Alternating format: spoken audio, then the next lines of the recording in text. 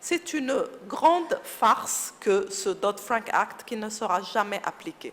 Il ne faut pas oublier en effet que Obama a été élu par Wall Street. Wall Street a mis plus d'argent sur lui que sur George W. Bush Jr. Jamais un président américain n'avait autant été financé par Wall Street. Wall Street a décidé que son candidat était Obama et ils l'ont vraiment porté au nu. Ils l'ont financé, ils en ont fait vraiment un président, ils l'ont rendu présidentiable. Ça remontait déjà très loin dans sa carrière qui avait commencé à Chicago où il faisait du courtage immobilier. Il était très accoquiné avec les milieux de la finance. Quand il est arrivé au pouvoir, il a bien cherché à moraliser la finance, à plafonner les bonus, mais très vite, les puissantissimes gérants de hedge funds lui ont fait comprendre que ça n'allait pas. En juin dernier, ils ont tous viré de bord et sont passés au camp républicain, simplement parce qu'il avait essayé de dire qu'il y avait deux ou trois choses qui n'allaient pas dans le secteur de Wall Street. Et maintenant, les fameux pontes des fonds spéculatifs font des grandes parties pour des gens, des candidats à la présidentielle du Parti républicain américain. Donc, Obama ne sera probablement pas réélu, car Wall Street n'est plus derrière lui. Voilà où en est l'état de la démocratie aux États-Unis. Il n'est plus possible de chercher à juguler les débordements gigantesques des spéculateurs américains, parce que ces gens-là sont extrêmement puissants, ils sont très proches de ceux qui gèrent le Trésor américain. Le département du Trésor, à un temps, a été géré par Hank Paulson, Henry Paulson, pardon, qui était l'ex-patron de Goldman Sachs. La Securities and Exchange Commission, qui est le gendarme boursier américain, a été gérée par des présidents, des anciens patrons de banques américaines, des milliers. La Réserve fédérale américaine est extrêmement proche de Wall Street et de la Maison-Blanche. Tout est imbriqué, tout le monde se connaît. Tout le monde est ami, Wall Street est partout et ce n'est pas juste de la paranoïa, on a tous les noms, on a les montants qu'ils payent. On sait que jamais une loi ne peut changer cet état de fait. Alors aujourd'hui, comment l'Europe peut s'en sortir avec cette terreur que constituent les marchés? Les marchés ont fait partir Papandréou de la présidence de la Grèce, ils ont fait partir Berlusconi. Certains diront tant mieux, mais ce n'est pas au marché de faire le travail que devrait faire le citoyen et de se substituer à la démocratie. Les marchés font ça pour les mauvaises raisons. Ils ne devraient jamais décider qui part, qui reste, qui vient. C'est grotesque, c'est un petit peu comme si vous avez une multinationale et que... comme si les États d'Europe étaient en fait des multinationales et qu'au lieu d'aller à l'Assemblée des citoyens, ils allaient à l'Assemblée de leurs actionnaires, hein, que sont les marchés, et leur demandaient qu'est-ce qu'ils veulent qu'on fasse, comment on peut leur faire plaisir, et agissaient sur ordre des marchés en fait. Donc, les chefs d'État européens sont devenus des CEO, des patrons en fait, qui répondent à des actionnaires, qui sont les marchés, et plus du tout aux citoyens. Les citoyens, eux, à quoi ils servent? Ils servent à payer les crises générées par les actionnaires, c'est-à-dire les marchés. C'est une dérive absolue à laquelle aucune démocratie, aucun système de valeurs, comme le système de valeurs qui a fait l'Europe, qui a fait les États-Unis, ne peut survivre. Concernant les agences de notation, je ne les ai pas encore mentionnées parce que je me suis concentrée sur les instruments spéculatifs que sont les dérivés. En effet, j'ai enquêté sur la relation entre le marché des dérivés et les agences de notation. Et il est apparu de manière tout à fait évidente que les agences de notation ne font que se calquer sur l'opinion du marché des dérivés exprimée par les courbes que offrent, je ne veux pas devenir trop technique, mais les dérivés qui s'appellent les CDS, qui sont ceux avec lesquels les hedge funds ont vendu massivement toute la dette européenne et ont dépecé l'Europe. Ça s'appelle, retenez ce mot, mais après vous pourrez vous documenter dessus, CDS, Credit Default Swap. Voilà.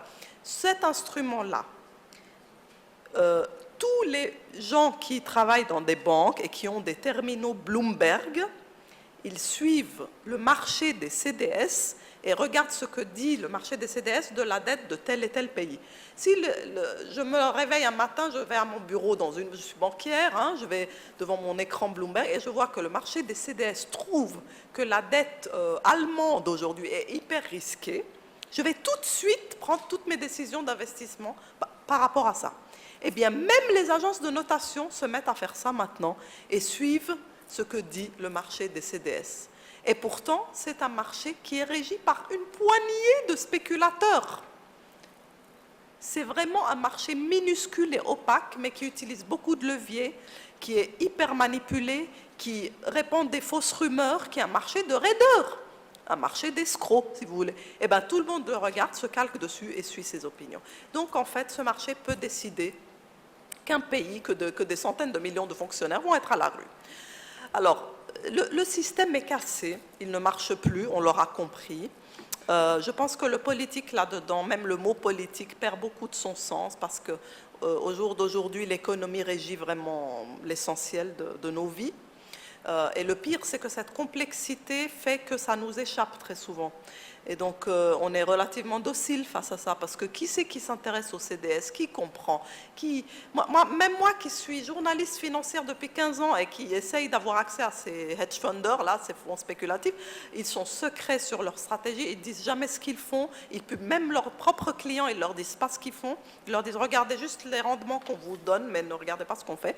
Et donc, c'est hyper secret, hyper opaque, parce que pendant qu'ils font leur stratégie de couler l'Europe, par exemple, cette stratégie a lieu, elle utilise des instruments, elle recourt à des méthodes complètement critiquables, mais le temps que tout ça soit réglementé, ce sera dans 10 ans, eh bien, vous aurez eu une génération de milliardaires qui se sera créée. Donc, ils se sont achetés comme ça 10 ans, où dans le secret, ils génèrent des milliards, et c'est eux aujourd'hui, comme nous discutions tout à l'heure, ce sont les élites anglo-saxonnes de la finance qui achètent les tableaux, les œuvres d'art, les manoirs, les bijoux.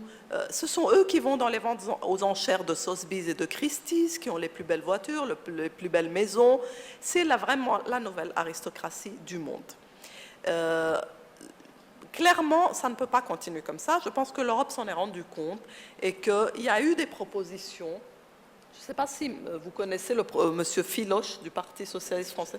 Voilà, on a eu une discussion où il a dit quelque chose d'intéressant. Il a dit qu'il faudrait que les pays européens ne soient pas exposés au marché des capitaux. Ils ne doivent pas prêter le flanc. Si vous cotez votre dette sur un marché de Far West qui n'est pas réglementé, eh ben, n'importe qui peut décider de vous couler. Il peut décider de vous obliger à payer des taux d'intérêt grotesques du jour au lendemain. Et la Grèce, combien de temps elle a eu pour mettre en place son plan d'austérité? Elle n'a pas eu le temps. Elle n'a pas eu une année pour faire l'austérité. Que les marchés avaient déjà décidé que ça n'allait pas et qui ont de nouveau fait monter son taux d'intérêt. Donc, ils ont été obligés d'aller refaire un nouveau plan budgétaire. Les taux d'intérêt sont encore montés. Ils ont de nouveau repris leur copie de A à Z. Ce n'est pas possible. Parce que vos taux d'intérêt, les spéculateurs les font bouger à leur guise. Ils en font ce qu'ils veulent. Vous ne pouvez pas être coté, si vous êtes un pays, une nation, et vous avez la responsabilité de centaines de millions de citoyens.